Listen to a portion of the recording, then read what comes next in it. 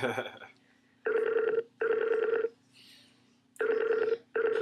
are you sitting up so straight? I start off like this and end up like this. Hello. How are you? We are good. How are you? Good. Hang on one second. Let me get the video. Okay.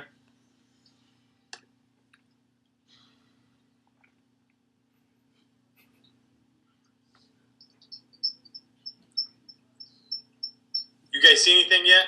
Not yet. Looks like it's loading. I like those posters back there. Well, thank you. The Kiss one's signed by Ace Frehley and Peter Criss. The Goonie ones is signed by Corey Feldman, and my Walking Dead one is going to get signed in a couple weeks. Cool. I just had a buddy of mine order, I guess Andrew Lincoln signed his Walking Dead poster. Dang. Oh, that's legit. Yeah. That's real awesome. I don't know why it's loading up. I don't know why it's taking so long. Sometimes Skype has trouble with the video. Oh, okay. That's cool, though. No biggie. If it doesn't get to work, we can always just do audio for you. Okay. That's terrible, because I haven't got a good backdrop. Oh, man, I want to see it. Terrible. Then we will sit here and wait to see this backdrop. We are excited. Well, I have a question for you while we're waiting. Are you down in Kentucky? I am, yeah. We were actually just there yesterday. Were you really? What Yeah. part?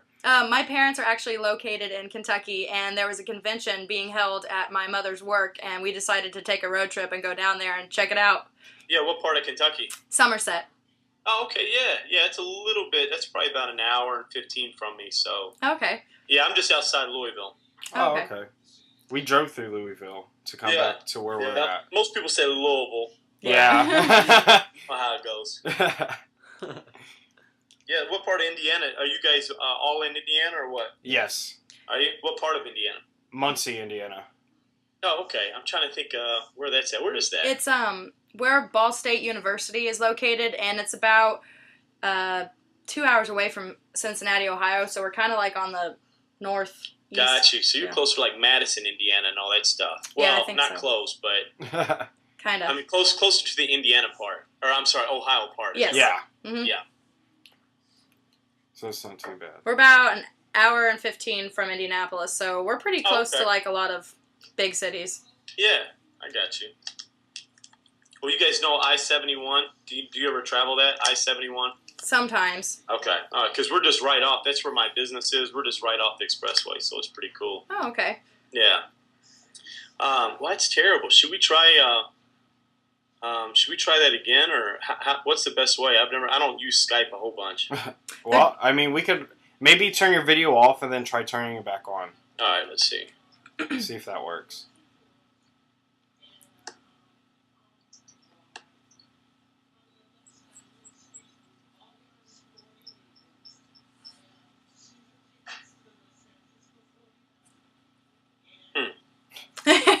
Maybe we could restart it. Maybe video call us real fast and see if that works any better. Okay. Yeah. Let me try that then. So I think I got your contact. So all I got to do is let me just go ahead and try that again. Let's see if Let's this works. see if this works. Anything? No, Still just your picture. It's just your profile picture. All right. It's just my still body. Nothing. Nothing. Well, that's all right. Maybe Okay. you can try later on in the interview. That sounds good. But no problem. We've had this problem before with one or two other people. So sometimes only the audio works and can't get the video to load. Got you. So, but as you know, we're with the Walking Dead news, and my name is Maggie. And I'm Demetrius. You know, I'm Thomas. Nice to meet you guys. Nice to meet you. So, yeah, go ahead. Nope, we were just glad that we could interview today, have somebody new on here. Well, you know what? We appreciate it. Like I said, I really appreciate the opportunity here, especially to try to get the word out about the book. It's doing really good. That's good.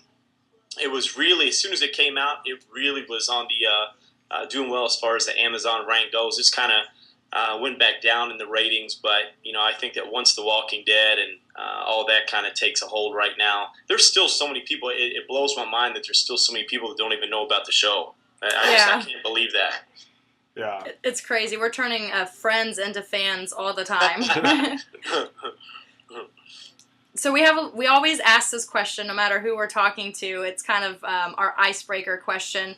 What coffee suggestions do you have, or what are your drink preferences? Definitely a grande mocha with one sweet and low.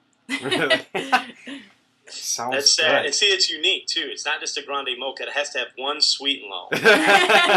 Add your own little taste to it. Is there a certain place that you always get that done at, or do you make it yourself? Yeah, we have Starbucks. It's just up the road from us. So I hate to kind of be so cliche or whatever, but it's definitely Starbucks. Yeah. It's all good. Awesome. So I was curious if you could tell us a little bit about your book and how long you wrote it. How long did it take you to write it? And what made you actually write it?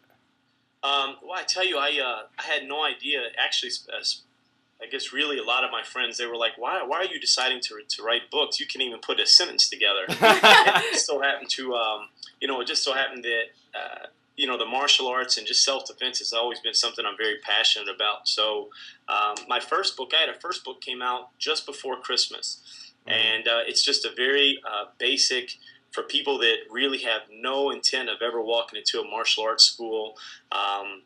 It was just something that it's just bare bones, basic self-defense. And I think it's something that would really, I really kind of made it for the business professional, the stay-at-home mom, the college student, people that are either don't have the means or don't have the time to go to a martial arts school 3 or 4 times a week. So I put everything together in a martial arts book. And we really went about it the right way. That took me about 1.5 years to write. Then we decided to donate 20% of all the proceeds for the life of the book to the Children of Fallen Soldiers Relief Fund, which basically helps all the children who's lost a parent, whether it's the mom or the dad, in the Iraq or Afghanistan wars. And what it does is it pays for their education as well. So we figured that we could kind of kill 2 birds with 1 stone, spread the word of self-defense, and on top of that, help out some people that really need it at this time. So, and then I've always been a fan of the whole zombie thing. I've always been a fan ever since, Night of the Living Dead. Oh, yes. I was a kid, and watching this old black and white movie that just scared it just scared me to death. So ever since then, I've just been intrigued by the whole zombie thing. So I just kind of figured, maybe go ahead and try to ride the wave of the popularity of the whole zombie thing, and maybe come up with a self-defense book that applies a lot of the same principles, but has it geared towards zombies and what's it doing in an apocalypse. And sadly enough, this book is definitely it's outsold the other book 2 to 1. So it's just amazing. Good. It's like I really tried to put my heart and soul in the first one and thought I was doing a good thing when all I had to do was just ride the zombie wave, and that would have carried me. Yeah. Awesome. So why do you think zombies are so widely popular today? I think it's everything, the way the whole Hollywood thing is, everything is just such a big wave. It's just a fad. And what was it, last year or the year before, it was the whole vampire thing. Yep. And then 2 or 3 years before that, it was the whole alien thing. You saw Signs, you saw Independence Day, you saw everything is just a big wave. It's just a big fad. So I hope that the zombie isn't a quick kill. I hope that whole fad stays around for a while, just because, in my opinion, there's no better show than The Walking Dead on TV. Oh, yeah. I mean, I've never been a person that's been glued to the TV on a set day at a set time. Never, ever in my life. Yeah. And now I can't wait about it. I mean, this is so goofy. I cannot believe I go to work the next day. I have a martial arts school here just a couple miles from where I live. And I'm going talking to all the instructors and even students about who's going to die next, what's happening. I was like, unbelievable. This has never happened. So either I'm getting old or I'm just really, I don't know. What do you think is going to be the next wave? What monster is going to come next after zombies? Gosh, I would say probably the President of the United States. That works. No, all you'd have to do is definitely a movie, probably about politicians. They're the most scariest monster out there, I would say. Yeah. So, no, I really have no idea. I just hope this one stays around longer than the whole Twilight thing. And, I know Twilight's still pretty big. I've never watched any of the movies, but that's all you've heard about for a couple years. I'm hoping a zombie at least hits the same pinnacle that they did. Yeah. I think it definitely will, especially with The Walking Dead. It's blew up so big. You know, that's the thing. It's I keep trying to put, like, you know, anyone that follows me on Twitter, it's at Ramey. I'll put out like all these pics, you know, and I'll try to put like I keep tweeting Robert Kirkman and all those guys, and is it Glenn Mazzara and is it Gale Ann Hurd? Is he the other one? And Gale, I forget his name. If you guys haven't, he's one of the big guys too. Yeah. His name is I think it's Gale, Gale, and then Hurd. Yeah. Yeah, so I keep tweeting these guys. I'm like, listen, man, you guys have got to put Rick on the bench. Let me come in for bench for a while. That would be good. Have you ever thought about trying out for The Walking Dead? You know, I would absolutely love to. I'm actually filming a feature film. There's one that's being filmed here in Louisville and Jeffersonville, Indiana, which is southern Indiana. And they're filming one right now, and I happen to get one of the leading roles on it. So we're shooting that right now, but that wraps up the end of this month. So, you know, TV is something I've always been interested in.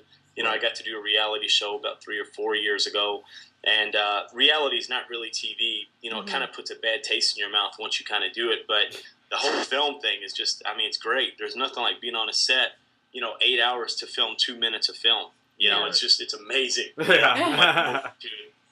You know. So what would you personally do if a zombie started coming towards you? I would probably use my Nike and my Adidas and turn and run the other way. Yeah. But that's probably what I would do. You know, to me, the whole zombie thing is, you know, run and fight another day. Don't waste your ammo. Don't waste your energy. We really go really in depth about this on the book. That, you know, your martial arts can really be tied into zombie defense very well. Only because 9 times out of 10, you're probably going to be wearing shoes. Yeah. And, you know, I really try to stay away from a lot of punches and hand techniques because that's usually directed towards the face. Well, shoot, it's so easy to happen to catch a tooth or get infected that way. So we really kind of base the book on defending yourself using your legs and using your feet because the leg is longer than the arm, it's stronger than the arm, and it's also padded. So, yeah, I would definitely, you know, the whole thing is, and we even put that in the book, is that if you come across it and you're, you know, faced with a herd, there's really nothing to gain. It's not like you're going to get any movie contracts by being Yeah. Just run. You know, the world is gone as you know it, so there's nothing to gain. Run the other way. Good deal. So true. Well, I'd like to ask, you know, since you are such a big fan of The Walking Dead and everything, who is your favorite character? You know, there's such the Daryl wagon is so full right now. It's ridiculous. Michonne all the way. Just have to point that out. You know, I get it. I do. I know why the females are all over it. And, you know, and plus it's different, the crossbow. I hate to say it, but I'm a Shane fan. Shane would be a much better leader right now. Yes. Yes. He was just the guy, if I had to choose, and I happen to be face to face with the governor right now, do I want Rick? Do I want, and, you know, of course, Daryl's good. I can't slam Daryl. It's just that he's got emotional ties to his brother, who I think is a loose cannon. So I can't really trust Daryl. If I had to choose anyone, it'd be Shane Walsh. But we know that can't happen. But maybe we can dig him up or find him where he's in that field or something. I don't know. Yeah. But man, Shane would have been perfect in this part right here. Oh yeah, definitely. I feel like and it was cool, man. I actually posted I got a tweet back from Johnny Bernthal, who played Shane. Yeah. Yeah, he's in the new movie Snitch with The Rock. Right. And he kills The Rock's performance. He kills it. That's awesome. So I told him, man, I tweeted Johnny Bernthal. I was like, Johnny B, I said, I just saw your performance in Snitch, man. You killed it. He tweeted back. He said, thanks, bro. So that was awesome. I got to favorite that. I got to save that one. I get a tweet back from old Shane Walsh. Yeah, I've been wanting to see that movie. I'm a big Shane fan myself. I love John Bernthal. Yeah. See, man, he had it rough, man. The poor guy. Oh yeah. You know, he saved the Rick's son, and he did all that. And then, of course, when Rick comes back, man, he's just thrown to the curb, man. They should have handled him better. He's a walking head case. You gotta handle him better. Yeah. You know? Oh yeah. So you say you love the show so much, and you gave us your favorite character. Why do you think? You said you weren't for sure, but why do you think you're such a huge fan? Why are you drawn to watch the show? Why is it one of the best shows on television, and not just because of the zombies? What do you think? I think personally that The Walking Dead rides a very fine line on realism and fantasy. Yeah. They're not the crazy, ridiculous climbing up walls zombies, that kind of stuff. I just think The Walking Dead rides a very, very nice line. And I like it because it's not just based, it's telling people, look, zombies are not your only threat in an apocalypse. Right. You're going to have these different, marauders and thugs and thieves. And, and I really feel sorry for the backpacker guy. Dude, I mean, on top of that, at least leave his backpack. If you don't want to pick up hitchhikers, that's fine. Then you stole his stuff. You looted it. Yeah. So I think I would have to have a little bit more of a heart. But, I think I like it because, it just shows that zombies aren't your only threat in an apocalypse. We talk a lot about that in the book that, look, there's certain times that you're going to be faced with a herd or maybe a walker here and there, but your main threat is the living. It's what people do when they see that there's a lot of vulnerable people out there. And we really put a lot of scenarios. We have tons of pictures in the book where it shows us defending ourselves against thugs and thieves and marauders, because people know. I mean, let's be honest, the living know that the best time to strike is when people are most vulnerable. And that's when people's going to be most vulnerable is in an apocalyptic setting. Yeah. Definitely. You talked a little bit about this earlier, but we were curious. So we're going to transition from zombies to The Bachelorette. Oh, that's one the same anyway. How did you be on The Bachelorette, and what was that like, that experience? That was definitely an experience on its own. That was, and just to let people know that reality TV is the most unreal TV there is.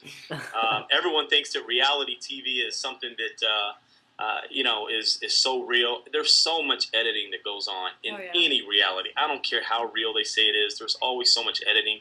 But I do have to say that ABC is a top-notch company.